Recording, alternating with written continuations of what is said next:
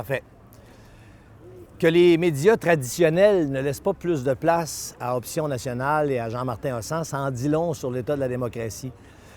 Ce qu'on cherche à faire dans les hautes sphères de la société, c'est de garder le statu quo, alors que la souveraineté pourrait vraiment être bénéfique au Québec. Et ça, Jean-Martin Hossand l'explique vraiment clairement. Et puisqu'il l'explique clairement, on tente de le bâillonner ou on lui donne moins de place parce que si la population comprend que c'est avantageux de faire la souveraineté du Québec, ils vont appuyer Option nationale et Jean-Martin Hossand.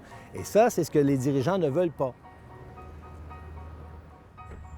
Les craintes en rapport avec la souveraineté sont souvent économiques, sont souvent reliées à l'aspect économique, donc la dette, la péréquation, la devise canadienne, est-ce qu'on pourrait se payer une armée? Donc c'est toujours relié à l'argent ou à l'aspect économique des choses. Et c'est là qu'il faut faire un travail d'information supplémentaire parce que les gens ne sont pas tous équipés ou n'ont pas tous le temps d'ouvrir un précis d'économie pour aller voir que ce qu'on leur balance est complètement faux. Donc, c'est à nous de le faire, ça. Moi, j'ai une formation d'économiste, donc j'aime bien aussi déboulonner ces mythes-là parce que tous les arguments que les fédéralistes utilisent pour nous convaincre qu'on dépend du Canada sont archi-faux. En général, les fédéralistes ont des tribunes un peu plus bruyantes que les souverainistes, que ce soit les grands médias ou simplement leur pouvoir de convaincre les gens de ces peurs-là. Et il faut se sortir de ça. Et le jour où les Québécois seront convaincus qu'on n'a aucune dépendance économique envers le Canada, c'est clair que la souveraineté va se faire assez rapidement. Par exemple, sur le plan de la dette, le Québec, comme pays souverain, avec la dette actuelle et même avec sa portion de la dette fédérale, serait moins endetté que la majorité des pays de l'OCDE, qui sont les pays riches de la planète. Donc, ce n'est pas un obstacle du tout à la souveraineté, notre dette, parce qu'il y a des pays qui existent déjà, qui sont riches et qui sont plus endettés que nous. Donc, c'est un argument qui ne tient pas la route. Sur le plan de la péréquation, l'image que j'utilise, c'est si vous aviez 50 $ pour acheter de la musique et que votre voisin vient vous voir et vous dit « Donne-moi ton 50 $ et je vais te fournir pour 55 $ de musique. » Ce qu'il ne vous dit pas, c'est que c'est de la musique que vous n'aimez pas qu'il va vous donner. Puis en plus, il ne vous dit pas qu'il y a eu 25 $ de frais d'administration. Ce qui veut dire que vous êtes parti de 50 $ pour acheter de la musique que vous auriez aimée et vous vous retrouvez avec 30 $ de musique que vous n'aimez pas, alors qu'on vous a promis 5 $ de bonus dans tout ce deal-là. Donc la péréquation, c'est une illusion de dépendance ou une illusion d'avantage économique à appartenir au Canada, mais dans les faits, on reçoit des services du Canada dont on ne voudrait pas si on est un pays souverain, puis on en reçoit pour moins que les impôts qu'on paye. Parce que le dédoublement de tous les ministères, vous savez qu'on a 2 ministères de tout au Québec, il y en a un provincial, il y en a un fédéral. Donc le dédoublement de tous ces ministères-là vaut beaucoup plus que la péréquation elle-même. Donc le jour où on est souverain, on arrête tous ces dédoublements-là, on garde l'argent dans nos poches, puis on n'a plus besoin de la péréquation parce qu'on en a plus dans nos poches que ce qui nous verse chaque année. En fait, la péréquation, c'est une compensation partielle pour les coûts qu'on encourt d'appartenir au Canada. Sauf que les fédéralistes ont été très efficaces à nous convaincre que c'était une dépendance. Ceux qui pensent qu'il est encore possible de réformer le Canada pour mieux nous inclure dans le Canada et réformer le fédéralisme, bien nous, on pense que c'est futile d'améliorer les aptitudes d'un autre peuple à bien gérer notre destinée. On est aussi bien de gérer nous-mêmes notre destinée. On ne veut pas réformer les capacités du Canada à bien nous gérer. On veut gérer nous-mêmes ce qui se passe chez nous. Puis Félix Leclerc le disait très bien, on n'a pas le droit d'être des nains quand nos ancêtres étaient des géants. Je pense que la seule conclusion historique pour le Québec, c'est d'être souverain et le plus tôt sera le mieux.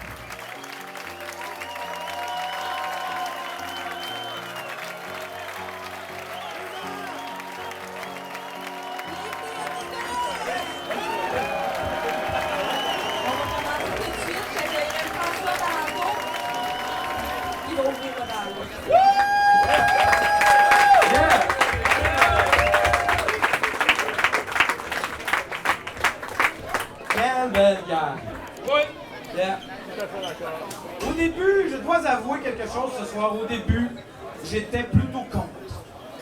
Oui, je l'avoue, quand j'ai entendu parler que Jean-Martin Hossand voulait fonder son propre parti résolument souverainiste, bien que je le sois, je pensais que c'était pas une bonne idée. Je me disais, faut dégommer Charest, faut pas diviser le vote, puisqu'il l'est déjà, etc. Puis, il y a eu le printemps qu'on a connu, allumé par le mouvement étudiant, qui nous a montré qu'un autre Québec était possible du seul fait que nous nous permettions encore d'y croire et de descendre dans les rues pour nous le dire.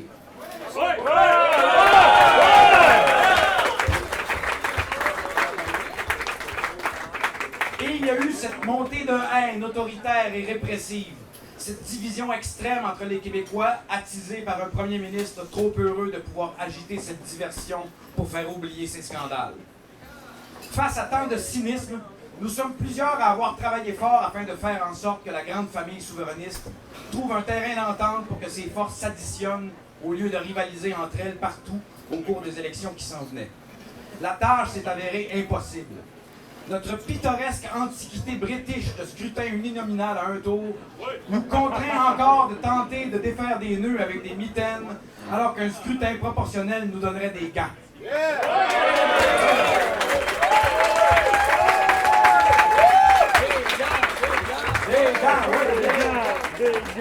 Mais en attendant, qu'est-ce qu'on fait? Le vote dit stratégique pour le PQ ne suffit plus. D'abord, après tant de tentatives avortées par manque de volonté politique de rénover notre mode de scrutin, ou plus récemment de réaliser une alliance électorale ponctuelle avec ses partenaires naturels, le PQ ne peut plus en toute légitimité en appeler au vote stratégique d'un électorat dont il a contribué à restreindre les choix.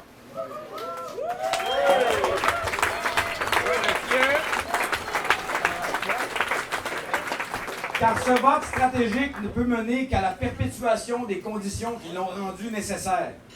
Depuis le temps qu'on s'étouffe dans les lignes de parti, le vrai vote qui peut amener un changement, c'est celui du cœur.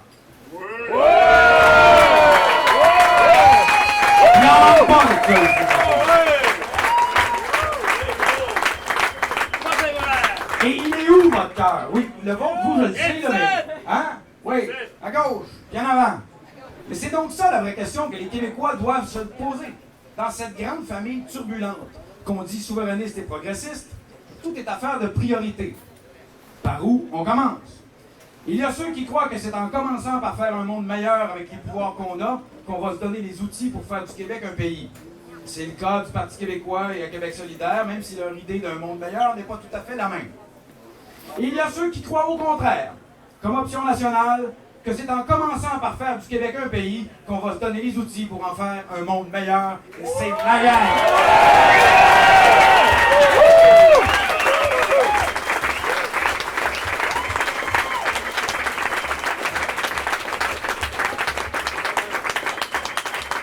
Les deux sont des options tout à fait légitimes, mais dans un système proportionnel mériteraient d'être représentés à la hauteur de leurs appuis respectifs de la population. Et le jour où les pas de suite et les envoyedons marcheront ensemble, nous vaincrons enfin le grand jamais.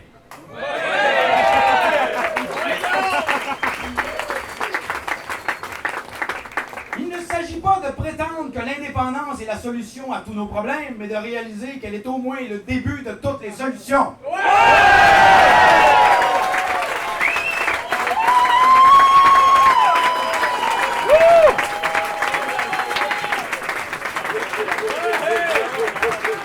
Ça a marché, ça, dans le porte-à-porte.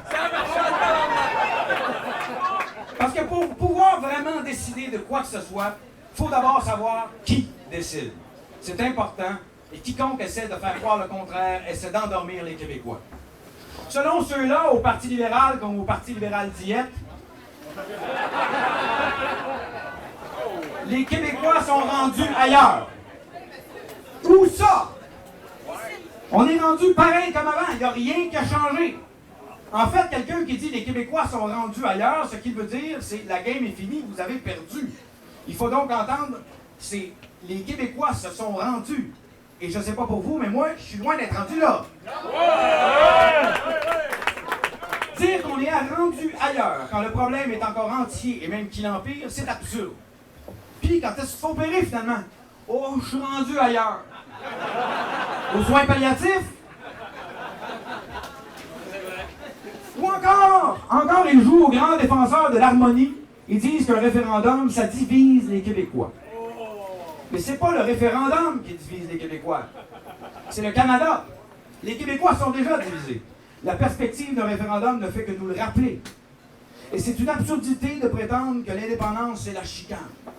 C'est au contraire le moyen de mettre fin à 10 000 chicanes fédérales, provinciales chaque année qui nous enfargent et qui nous coûtent de l'argent.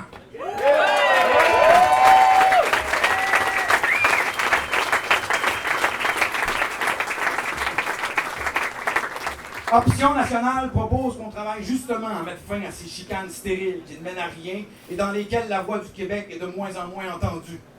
Il me semble que c'est logique et cohérent de le dire. Il me semble que c'est logique et démocratique d'avoir quelqu'un à l'Assemblée nationale pour le dire, pour travailler à faire l'indépendance. Parce qu'une bonne idée comme l'indépendance du Québec, ne pas travailler tout de suite à la faire, c'est perdre son temps.